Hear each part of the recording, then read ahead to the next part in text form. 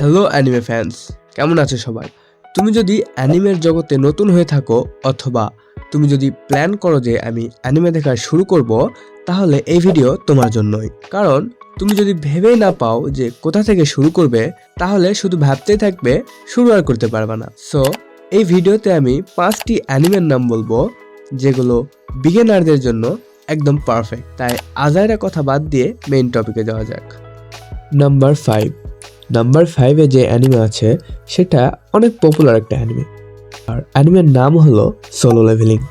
এটা একটা action fantasy anime যেখানে পৃথিবীতে হঠাৎ করে গেট খুলে যায়।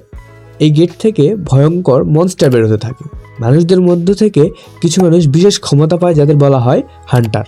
গল্পের মেইন ক্যারেক্টার সাং জিন-উ, যাকে সবাই চিনত সবচেয়ে দুর্বল হান্টার, ই র্যাঙ্ক হান্টার হিসেবে। একদিন সে একটি বিপজ্জনক ডাবল ডানজনে ঢুকে পড়ে, যেখানে সে প্রায় মারা যাওয়ার পর একটি রহস্যময় সিস্টেম পায়। এই সিস্টেমের মাধ্যমে জিন-উ পৃথিবীতে একমাত্র মানুষ হয় যে তার লেভেল আপ করতে পারে। ধীরে ধীরে সে দুর্বল হান্টার থেকে পরিণত হয় বিশ্বের সবচেয়ে শক্তিশালী হান্টারে। In my opinion, it's a perfect anime for beginner. So next, number 4-এ যে অ্যানিমে আছে সেটা হলো ডেমন স্লেয়ার।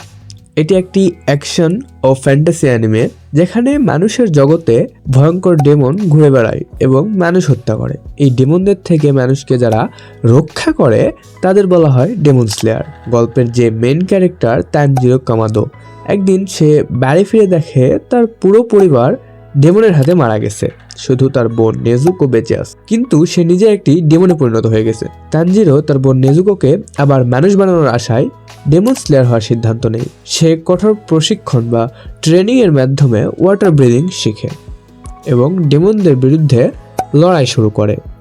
আর এটা অনেক পপুলার একটা অ্যানিমে, তোমার অবশ্যই ভালো লাগবে। সো নেক্সট, নাম্বার 3-এ যে অ্যানিমে আছে সেটা হলো ওয়ান পাঞ্চ ম্যান।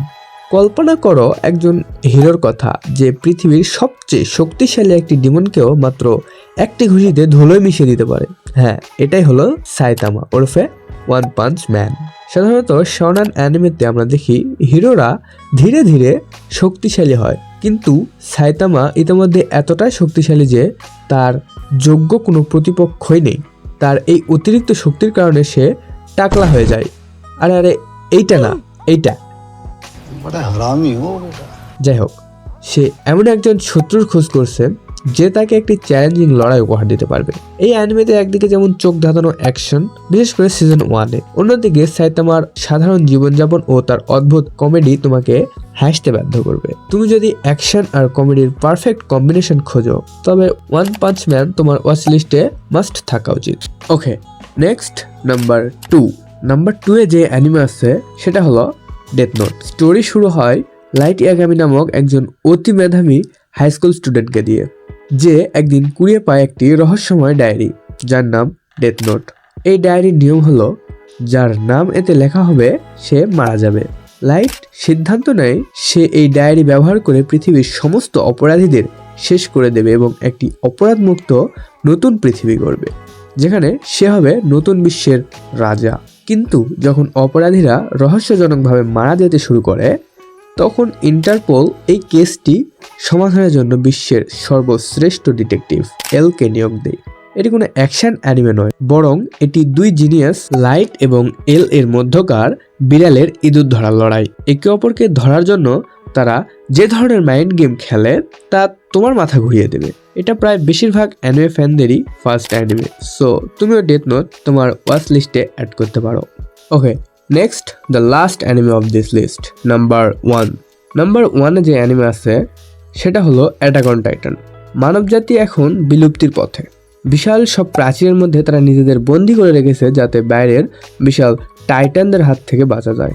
100 বছর শান্তিতে থাকার পর হঠাৎ একদিন একটি বিশাল টাইটান প্রাচীর ভেঙে ফেলে এবং শুরু হয় এক বীভৎস ধ্বংসযজ্ঞ। গল্পের মেইন ক্যারেক্টার এরেন ইয়েগার নিজের চোখে তার মাকে একটি টাইটানের হাতে মারা যেতে দেখে। সে প্রতিজ্ঞা করে যে সে দুনিয়া থেকে প্রতিটি টাইটানকে নির্মূল করবে।